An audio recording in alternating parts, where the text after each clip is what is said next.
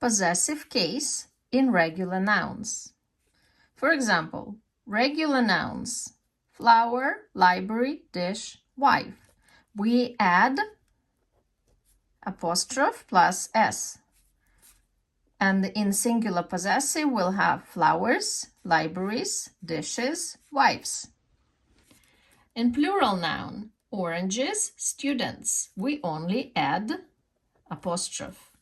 And in plural possessive, we will have oranges, students. For example, the book of the students. In possessive case, the students' books. Irregular nouns, we add apostrophe plus s. For example, the toys of the children will be the children's toys. We added apostrophe and s.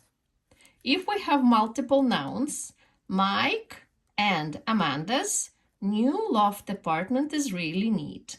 We add apostrophe and s to the second or third noun.